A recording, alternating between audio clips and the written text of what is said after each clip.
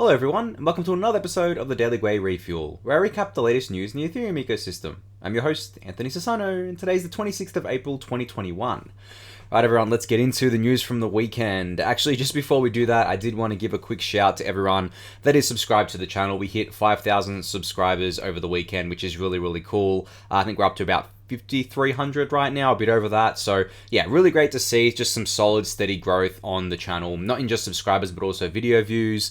You know, I've noticed that each refuel episode now gets over 1,000, at least kind of like 1,000 views per episode, which is really awesome to see. And the podcast gets about, a couple hundred listens, or 200 to 300 listens, which is really awesome as well. So yeah, we've got some reach there going with the Daily Gwei, informing more people about Ethereum, what's going on in the ecosystem, and I'm really happy that you're all kind of like, watching me go through all of this stuff, and it gives me motivation to obviously keep going with it. But at the same time, you know, my goal with the Daily Gwei ecosystem in general and why everything is like free, there's no sponsors or anything like that, is not to grow it and become this really big thing and then just shill referral links to everyone. Like, I don't want to do anything like that. I don't want to monetize it at all. I believe, you know, education should be free in general. Now, obviously, people need to make money, right? I need to make a living, but I'm fine with that. You know, Ethereum's been very good to me over the years, so I wanted to give back as much as possible, and that is really my goal with the Daily Gwei. So, yeah, it's always going to remain free, so if you know anyone that should subscribe and should basically be watching these videos, definitely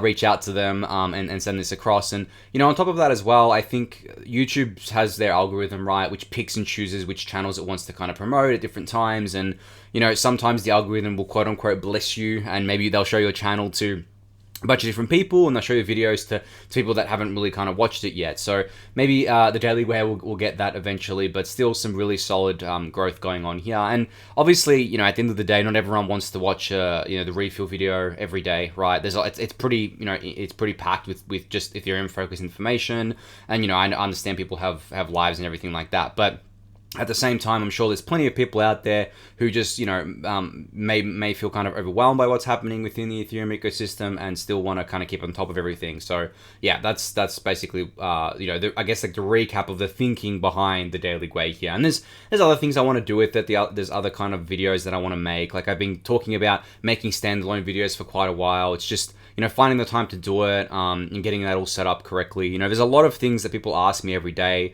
Questions, like the same questions I get asked, like pretty much like every day, that I'd love to just put a video together for and kind of pass it on to those people. So keep an eye out for that. And I know with the data pump, like I'm very late on that. So what I've decided to do is I'm going to, this weekend coming up, I'm going to put out a data pump that covers both March and April. So it'll be pretty info packed as well. So look out for that. But anyway, let's get right into what happened over the weekend.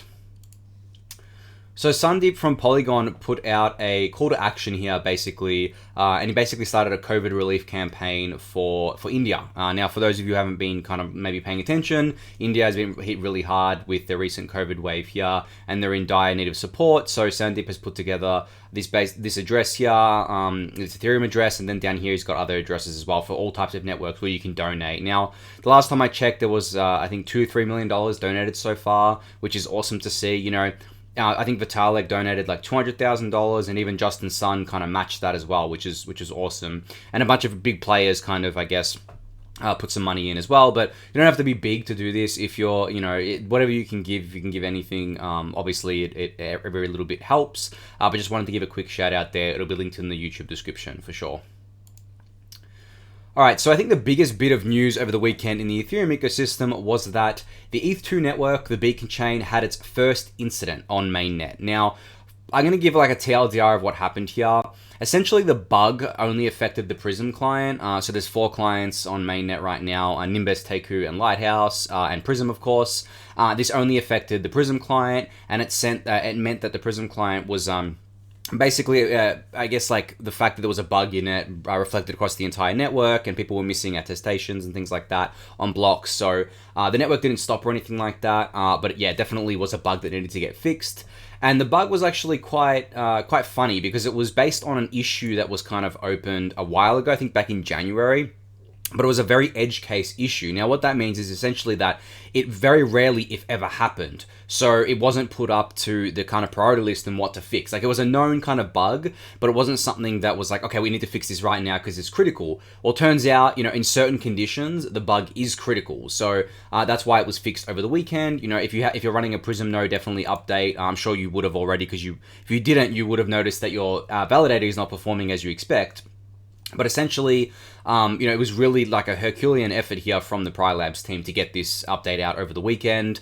Obviously, whenever you're updating client core protocol kind of things and client software for the protocol itself, you need to go slow. You need to make sure that you're not like adding in any additional kind of like vulnerabilities or bugs or whatever. So the fact that they basically got this together in not even like 24 hours, I don't think, maybe from when the bug was found or something, maybe a little bit over that, was really awesome. Now, on that note, and as I said, there's 4 clients right now. There's the network is dominated by about 2/3 of it is Prysm, so the Prylabs Prysm client.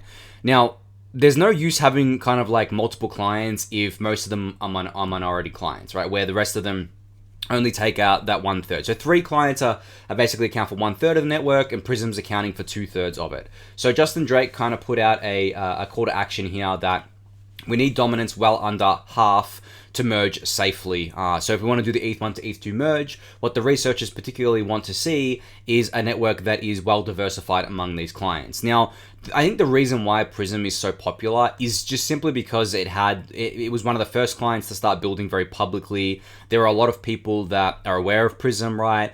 The team is more well known, I think, than the others within the ecosystem.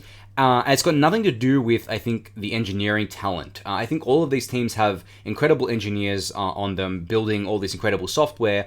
And there's no kind of like, I guess, drawback to using this other software. And also on top of that, actually, Prysm has a Windows client. I don't think the other 3 do.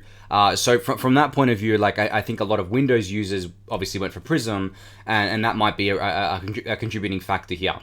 But anyway, regardless of that, we need to get to basically this ideal scenario where each client is being used by 25% of the network. Now, I don't think that's going to happen. Like I just don't think that's going to be a scenario that plays out. What I do think can happen is we can have like 2 of the most popular clients making up 2/3 instead of just 1. So if we can get Prysm making up, Prysm and Lighthouse making up 2/3 of the network, and then the rest of it being Teku and Nimbus, that would be awesome. And the reason I say Prysm and Lighthouse is because they are more well known than Teku and Nimbus. I think from my perspective, it goes Prysm, Lighthouse, Teku, and then Nimbus. I don't think many people are aware of these other clients or want to run them. As I said, they don't have Windows distribution, so they either have Mac OS or Linux distributions. So that kind of hampers adoption there as well. And then of course staking providers have their own reasons for using different software. I think staking providers should be using Teku. Teku was actually specifically built for like enterprises and companies and things like that. So if you're a staking provider service, you should definitely look into that. But if you're an individual staker and you are not running Windows, I highly recommend you change from Prysm if you're running it right now. Change to just Lighthouse or Nimbus or Teku. It doesn't even matter. Like as I said, the differences between these clients are kind of minimal. It's really about optimizations for efficiency and effectiveness on the beacon chain. And I think maybe Teku is the most profitable by a little bit, so you could actually make more money by running Teku rather than the other ones. But as I said, like if you're on Windows right now, you would either have to run a virtual machine to run these, to run the non-Prysm clients, which would actually lead to probably a lot of headache, because I've seen people try to do this before, and introducing a virtual machine into it complicates things. But if you have the option to do so, install Linux on your machine, like get rid of Windows if you can, right? If you can't, that's fine. But I think, if you're staking on your own, you have a duty to basically support the network health, and you can do so by just switching over to one of these other clients here.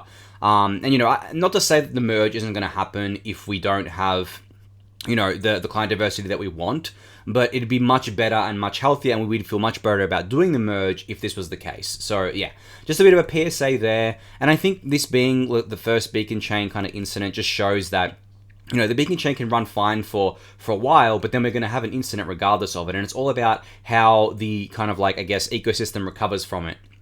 We even had an incident on ETH1 mainnet with the Open Ethereum client, after the Berlin fork, not being able to sync, and that was fixed rather quickly as well.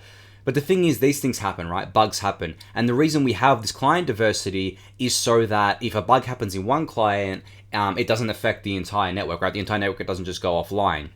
Now, you can imagine a scenario where this bug is much more severe, and if Prysm accounts for most of the network. What happens if all the Prysm clients just stop working, right? The network would probably come to a halt, and then we'd have to wait until Prysm releases Prylabs releases a fix, and then the client comes back online. So from that perspective, we need better client diversity. So yeah, I think I've probably said enough there. Definitely go, do that if you can. Run one of the other clients if you're running Prysm right now.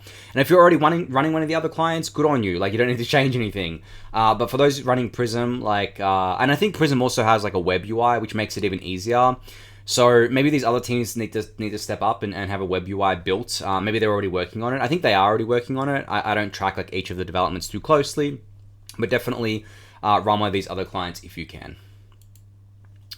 So another big, actually this was probably just as big as the Beacon Chain incident. This announcement that came out over the weekend that EIP 1559 is tentatively scheduled to be deployed onto the Ethereum mainnet on July 14th, 2021. So we have our first date here for EIP 1559. Now, we all kind of like knew that it was coming in July. We just didn't have an exact date. July 14th is amazing. My birthday is July 16th, so that's a nice little early birthday present there. Now, the reason why I say tentatively scheduled is because, obviously, for those of you that are aware, Ethereum network upgrades are based on block times. Now, block times can vary. We target around 15 seconds, but they can go as low as 13 seconds I've seen, or as high as like 16 or 17. It just depends. So if all goes well, it'll be on July 14th, barring any kind of delays in the client implementations as well. And then you can see here there's a table here of when it would be going on to, I guess, different test nets, and when there'll be a clients freeze.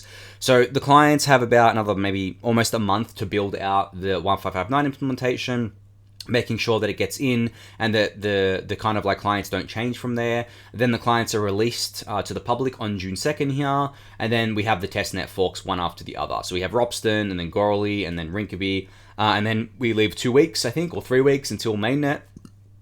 And then we have the mainnet fork, and after 2 years, pretty much, 1559 will be live on the Ethereum mainnet. This is going to be one of the biggest days in Ethereum's history. I mean, the other one's going to be the merge, of course, which I'm going to talk about in a sec, actually. But this is just such a huge deal, I think, for many, many reasons. Not just because it's really good for the price, obviously because of the fee burn, and it's really good for Ethereum's monetary policy narrative, but it's going to be so good for the user experience.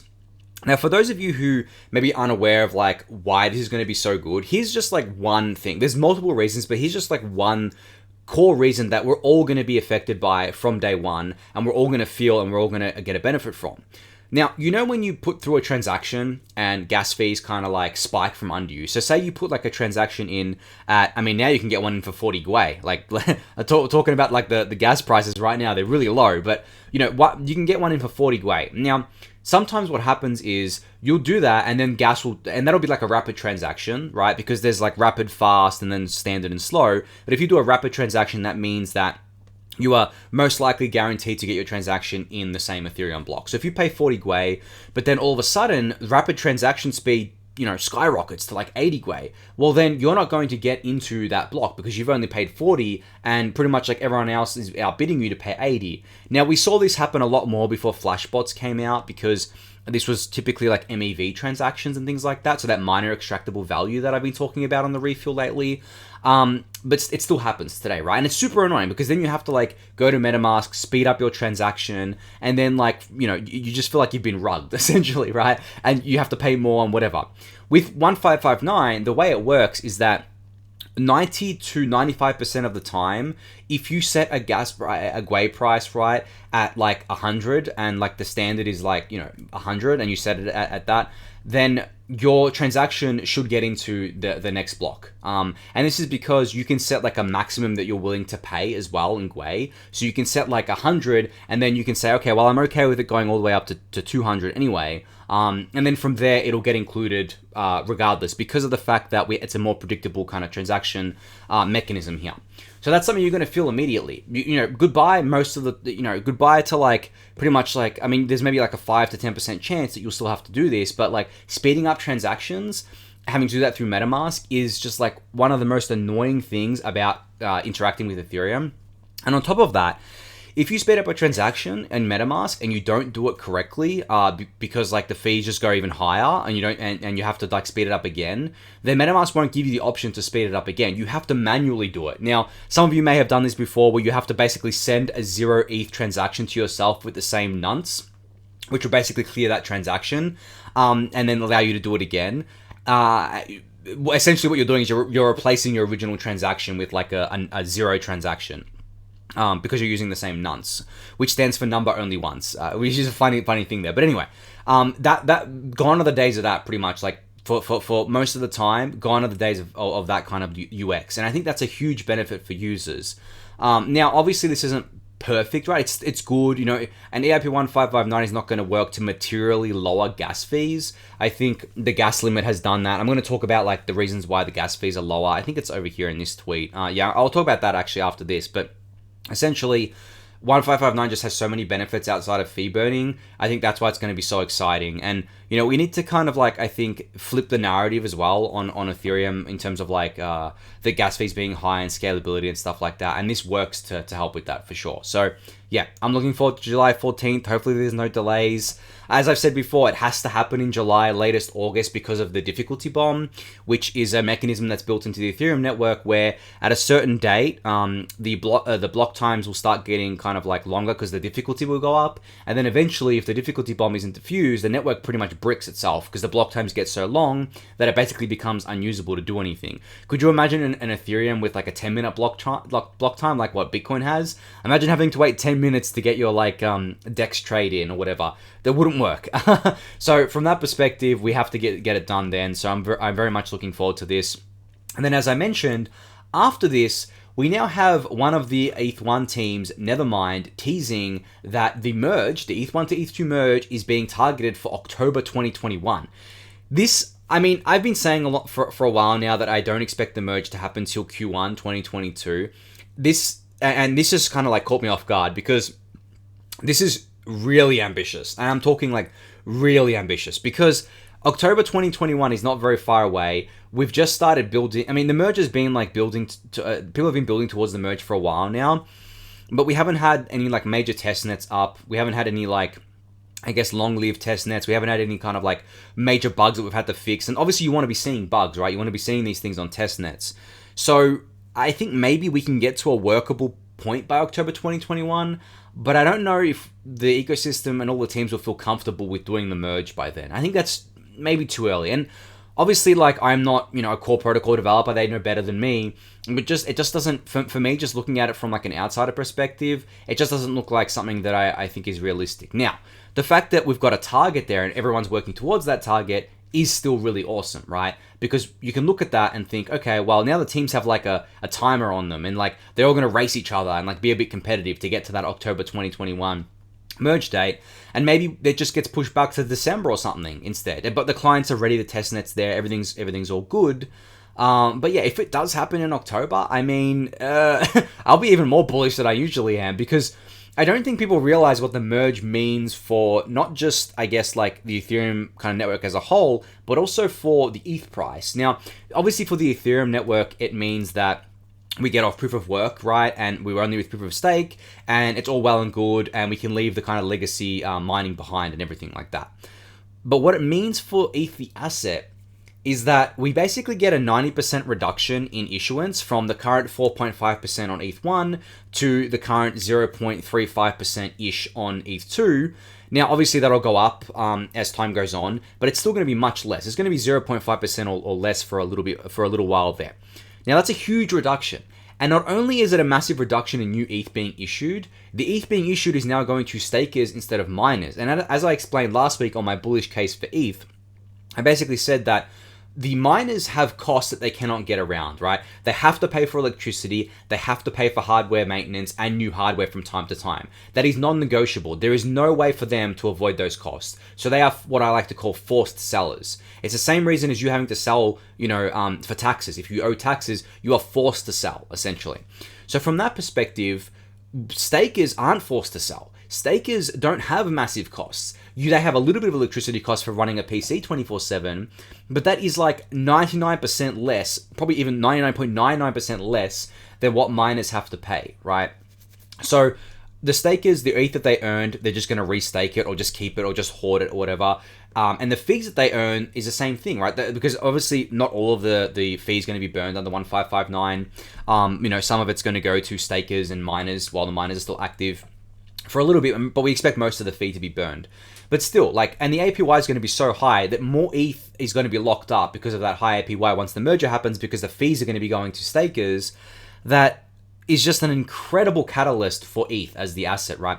Massive reduction in sell pressure from, 1559 as well, because instead of the fees going to miners who just, they may just dump it, it's getting burned, so deleted from the supply. 2, you have the merger going through that reduces the issuance by 90%. 3, you have three, you have the cost going down considerably for the people that are validating the network, so they're not forced sellers anymore. And 4, you have this massively high staking APY because of the fees being paid, and from that perspective, you will have more ETH being locked up in staking, which takes ETH out of the kind of circulation, which naturally should lead to a kind of higher ETH price over the long term. So 4 extremely bullish catalysts for ETH possibly happening over the next 6 months. And it's not like once they're in, that's it, right? We're going to keep burning fees in 1559. We're not going to change the monetary policy to increase issuance and blow it up. Now, obviously, as more ETH is staked, the issuance goes up a little bit because we need to pay more to stakers, but it's negligible compared to the lockup of the ETH and the fees being burned. And potentially we see a deflationary ETH with all of that, right? So anyway, I digress there, but seriously, it's just a crazy amount of bullish catalyst for the Ethereum network itself. Not even talking about all the DeFi stuff happening, all the layer 2 stuff happening.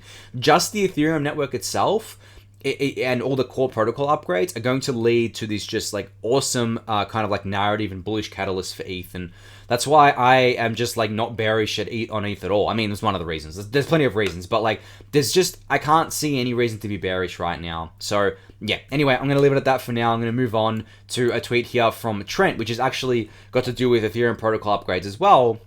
So he's saying that it struck him that there's potentially 5 network upgrades for Ethereum going live in 2021, which is absolutely unprecedented.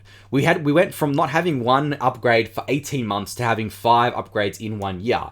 Now, obviously, we've already had Berlin, which went live on April 14th. We have London going in mid-July. We have Altair, which is on ETH2, which is mid-year. We have Shanghai, which is Q3 or Q4 this year as well, which is separate to the merge. And then we have the stretch goal, as he likes to call it, which is the merge in possibly Q4, which would mean, 5 upgrades in a year. Absolutely incredible work here. For a while there, people thought that Ethereum, the network, had ossified already, but if you were paying attention, you knew this wasn't true. You knew that there was kind of multiple upgrades going through. You knew there was plenty of stuff being done on the core protocol work on both ETH1 and ETH2. And you knew the merge was actually closer than most people thought. I have people still telling me that they didn't think the merge would go through until 2024. I'm like, what? 2024? We already had small scale testnets. We have the specs out there. We have all these teams working on this already. It's become a priority because of the stuff that happened with the miners. And when I hear that, I'm just like, well, I say it sometimes, but just not going to make it, right? If you don't realize how close we are to these things, then yeah. And then I have some people saying, oh, sharding's not going to come out till 2024 as well. I'm just like what? Sharding is not that difficult to do. We're going to settle for data sharding first and maybe do execution sharding later. But with a healthy layer 2 ecosystem, data sharding might just be enough. We can just get massive scalability from the shards at layer 2 and be fine. So, from that perspective, I just don't understand where people get these wild timelines from. It's just goalpost moving. We dealt for it forever about, I know there was a lot of delays with ETH2, but people literally said ETH2 would never ship, right? That proof of stake would never ship. It would never work. I mean, that's all false. It's all wrong. Yes, there was delays, but there was delays because a lot of this stuff is hard to do. It's bleeding edge research. It's bleeding edge engineering. It takes a lot to kind of like, I guess, coordinate in a decentralized community all of these people together. So from that perspective, I just don't get these kind of like wild dates here. And Ethereum has been shipping like crazy lately on the protocol level here and been doing so much good work. So yeah, I just don't get it. I remain bullish. I think that we can maybe get all 5 of these this year. As I said, I'm like on the fence about the merge this year. I would just like say temper expectations here. I wouldn't expect it in October, but if we get it in October, I'm just like even more bullish then. Maybe I should be buying even more ETH than I am right now. But anyway, cool to see that. And I guess like thanks Trent for pointing this out. So Synthetix has launched their FAANG equity synths finally, which is really, really cool, and sTSLA. So basically, you can now get synthetic asset exposure to a bunch of very popular tech stocks here, including Facebook, Apple, Netflix, Amazon, Google, and Tesla, by using the Quenta decentralized exchange platform that's built on Synthetix here. This is awesome. I mean, I feel like, to me, buying stocks is just like, quote-unquote, boomer, right? It feels like old school, but buying stocks on Quenta or like within Ethereum DeFi feels futuristic, even though the asset is essentially the same. Or I guess this is a synthetic asset. It's not the actual asset itself, but like I don't really care about owning the actual asset itself for stocks, because really you just own a piece of paper. It's not a bearer asset. It's a piece of paper that basically has a legal right to the stock. So at the end of the day, you're at the mercy of the legal system. Anyway, I won't get into that for now, but essentially, like, I mean, I love Synthetix, big fan of it, been an SNX holder for ages. So for them supporting these assets, this fits into what I think Synthetix is really good at, is supporting these assets that are not naturally kind of like native to Ethereum. Obviously, doing like a synthetic ETH is fine and everything, but ETH itself is already on Ethereum, right? It's already very liquid. It's already got massive kind of like trading volumes across the ecosystem on DeFi. So the more interesting assets are ones that aren't on Ethereum yet. So like stocks and things like that, like synthetic assets here. So really, really cool to see this from Synthetix. Really bullish because, as I said, that's been one of the things that I've been most excited about.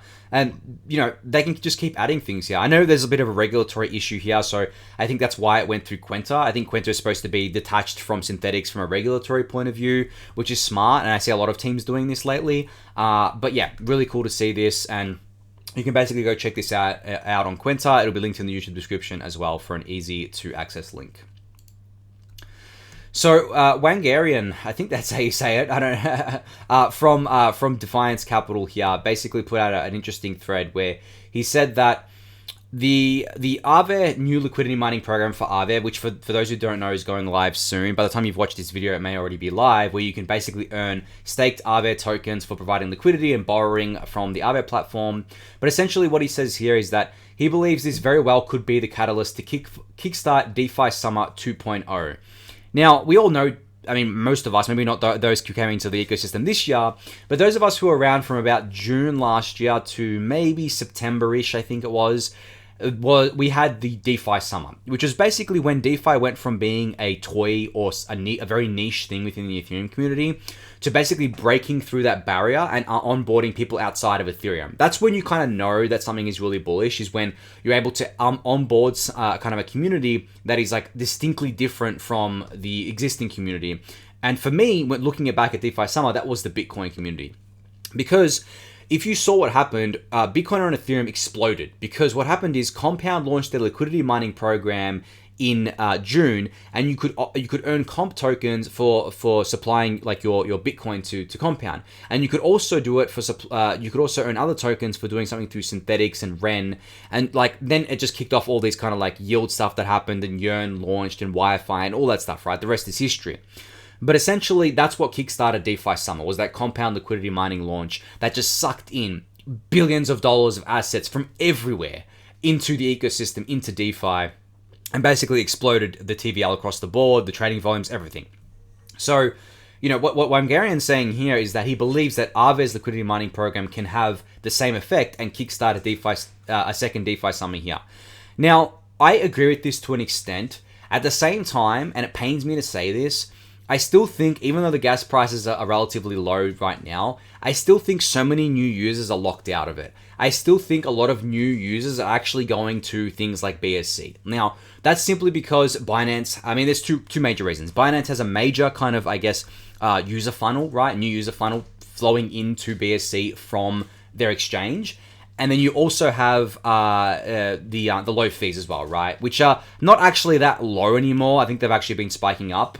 But anyway, regardless of that, I think that a true DeFi Summer 2.0 might need layer 2. It might need like a big layer 2 implementation that has a bunch of DeFi apps on it to really kick it off.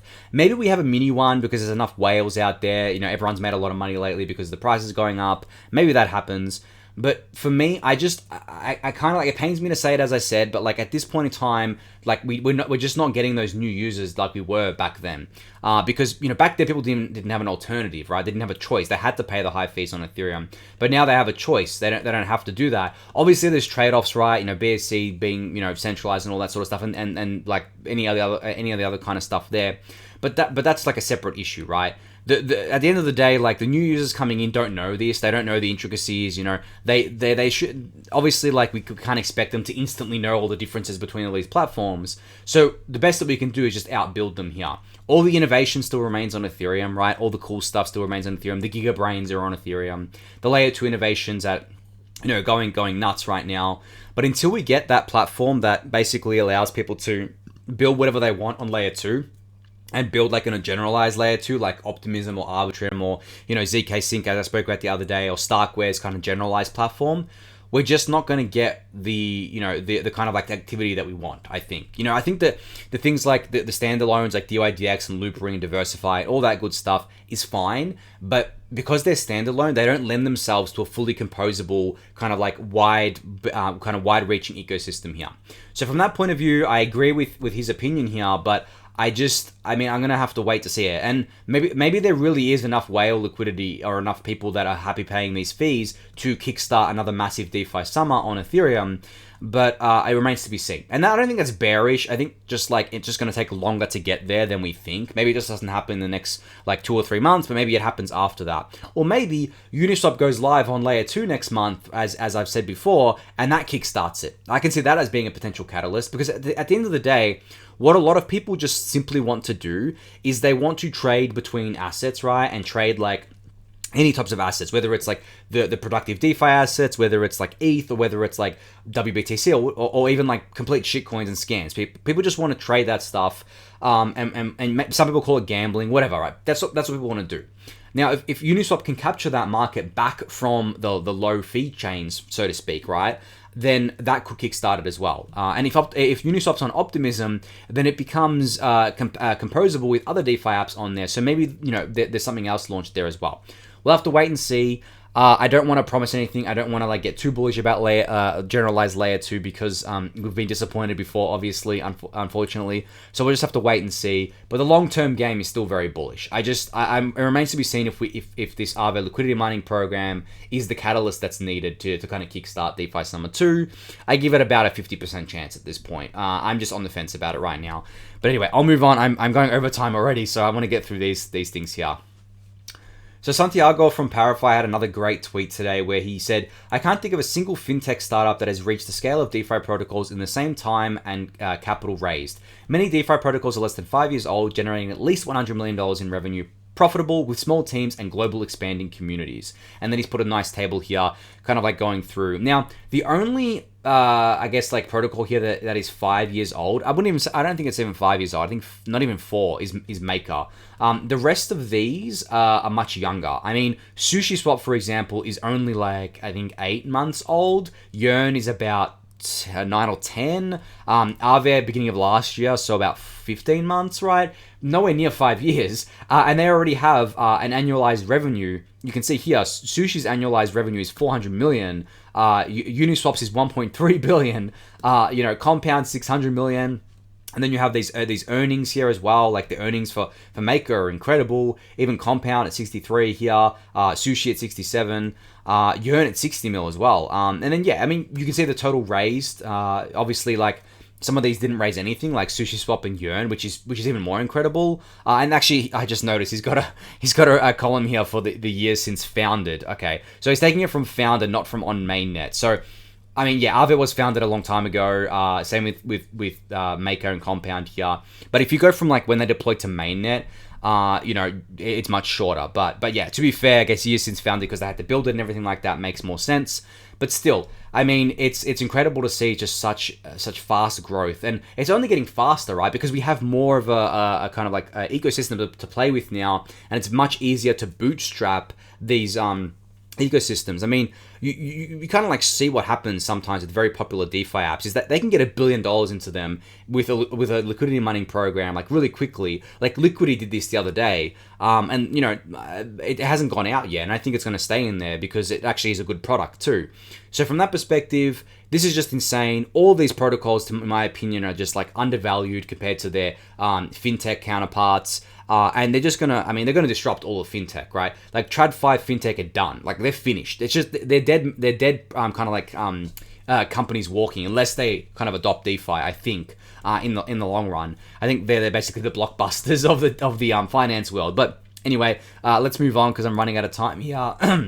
Oh yeah, I did mention I wanted to quickly go through why gas is cheaper lately. So obviously we had the gas limit block size was increased by 20% last week. I think that's. I mean, I did say that I didn't expect any substantial gas, I guess like improvements here, but maybe I've been proven wrong here. I don't know. It's too early to tell, I think, because there's a bunch of other things here like flashbots allowing MEV extractors to bypass the Ethereum mempool, right? That's playing into it. Layer 2s and other chains taking the load off, and the market has been relatively quiet, at least until today. Over the weekend, it was very quiet, which naturally leads to less activity. But as Larry points out here, 2 and 3 were true before the gas limit was increased, so flashbots and layer 2s were true. So he thinks it's mostly the gas limit increase and less activity, which I pretty much agree with. We had a discussion in DMs about this as well, and he gave his reasoning for it, basically saying that when the gas limit gets increased, obviously there's more capacity for transactions, in this case 20% more, but the bots will take a little bit to readjust themselves, and network will take a little bit to readjust itself to this increased capacity, and then slowly we'll go back up to 100 Gwei plus. And I agree with that. So I'm glad Larry commented here. Larry's great. He always has a great opinion on what's happening with these things, but definitely agree with him there. But as I said last time, long-term gas limit increases are not the solution here. We can't just keep increasing this. It has negative externalities on the rest of the network, like obviously increasing the size of the state, which increases the size of the blockchain, which makes it harder to sync. And we may have issues with network stability if we raise it too high as well. So and producing too many uncle blocks, which I explained last week on the refuel. But anyway, last thing to talk about is this pretty funny promo from Grid Plus here. So they basically announced that their Latice 1 hardware wallet is now available in Australia. So I have mine. You can probably see it in the videos, actually. I have it here. I've had it sitting here for a little while, if you've noticed on the videos. I got an early access to it, but it's great. I've been tinkering around with it. I plan to move all of my assets over to it. For those who want just a quick kind of rundown of what it is, it's basically a hardware wallet that is super secure, the most secure hardware wallet on the market. So if you're looking for an alternative to Ledger or Trezor, definitely check out the Latice 1 hardware wallet. I haven't been paid to promote this or anything like that. Obviously, as I have one here, and I'm actually close friends with one of the people who works at Grid Plus, I have an incentive to kind of shill it there. But I wouldn't be shilling it unless it was like a great product. So definitely go check this out if you haven't yet. It'll be linked in the YouTube description. And I think that's it for today, because this is probably the longest refuel I've ever done. So thank you everyone for listening and watching. Be sure to subscribe to the channel if you haven't yet. Let's get to 10,000 subscribers. Like the video if you haven't. Go subscribe to the newsletter, join the Discord channel, and I'll catch you all tomorrow. Thanks everyone.